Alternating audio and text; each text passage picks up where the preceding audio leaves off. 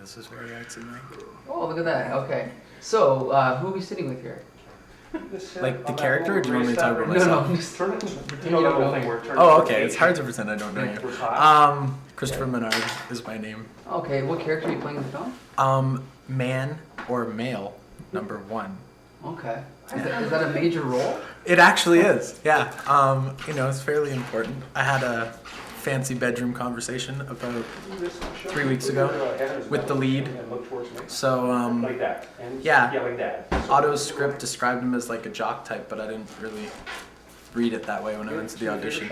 Go figure. I sort of made him like a, I don't know, bored philosophy student. And he has just a real conversation with the lead, kind of progresses the plot, and is very random, out of nowhere. Do you have like a voice for him, or is it your own voice? No. Well, it's my voice, just without like happy inflection, I guess. Oh, okay. So he's just very monotone, very, So have you enjoyed working on set so far? It was really great. I showed up for the shoot the first day, and it was this like completely empty apartment in, I don't know, West Windsor, over top of a bar, and the whole apartment was just vacant, but they had created a fake wall and bedroom with bright colors and things that the lead would actually have in her house. So it was cool to see how Otto manipulated the space. They had some great gadgets from Chris Dale that Otto was able to secure. So he's got all this like fantastic weird stuff. So I walked into this bedroom and it was like, I don't know, it's modern day, I guess, but all the accessories were from like some bizarre science fiction show, So I felt like I was on like 2001. Cool. Are you a fan of like old science fiction or horror movies like that? Or? Horror movies, yes. Science fiction, not so much. I know this is like sacrilege, but I don't actually like 2001 Space Odyssey. I'm sorry. Yeah, no, I like the apes, but I don't like any of the human stuff. And I don't really like the robot. Yeah, the one that they make fun of on 6 Feet Under. Oh, I didn't see that episode. Oh, it's a great episode where the brother's name is David. And so his brother Nate is like, "Good morning, Dave. What are you doing, Dave?" Yeah. And he's like painting a body because they work in a morgue, right? So that is why when he did that, I didn't understand why everybody was laughing, because I would get together with friends and watch 6 Feet Under. So I made like a mental note. Everybody's laughing at this thing that's not very funny. And then I looked it up and it's like, oh, it's from 2001, this space movie. So I watched it and I'm like, why is this so long? And why is there all this like... But then I was trying to put myself in the time, right? Like the footage from that movie, I'm sorry, Stanley Kubrick, the footage from that movie was like the first time people saw that kind of stuff, right? Except was it really? Because wasn't Star Trek before that?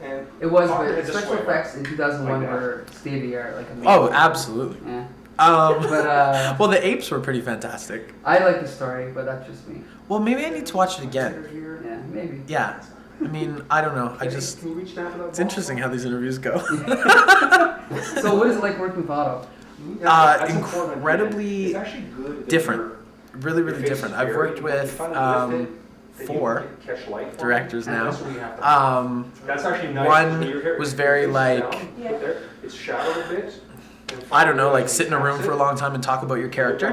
One was really collaborative, like everything happens on the set and it's kind of organic and it's that excitement.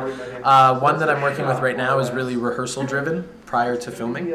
And Otto is very like, I think it's all up here and we don't really know what it's going to be, and then we're in the moment and we're filming it and suddenly it's like, oh, okay, that's what it is. But I think that really it's not what we think it is. So like when I left the scene that we shot, I had this definite sense that when I see it, I won't recognize it. Like I won't recognize or be able to go, oh, I remember what I was thinking and feeling, because he's got a really interesting visual that's always running. So yeah, like one of the only directors I've ever had who will sort of just like move a hair because it's not part of like the visual composition, right, of that shot. So I liked it. I really did. I thought I was done. I thought I was wrapped. So when I got the email last week saying like we need to do this shot, this added in shot, I was like, cool. I have to be like quasi naked though, and I hate that. Like, I keep saying I get cast in these roles lately, and these people always want me to be naked, except I don't have like a body that should be naked. So I'm like, why don't you cast people who go to the gym all the time? Because I like my extent of going to the gym is like I see on my bank statement that the payment comes out, and then I'm like, oh yeah, I did. But I mean, yeah. So I get a little nervous before we film, but Otto makes it easy. So. Yeah, my costumes were like underwear. And the funny thing was I was working on a different film at the same time. And I had just come from doing a shower scene. And so my wardrobe for that day was underwear. And then I came to Otto's shoot and it was like, okay, here's like 3 pairs of underwear, choose one. So like, why can't I ever wear clothes and anything? So maybe your face says you should be naked on camera. That's a good way to say it. Yeah. Okay, we're done. Yeah, we're totally It's done. fine. We're gonna start in like 2-3 minutes.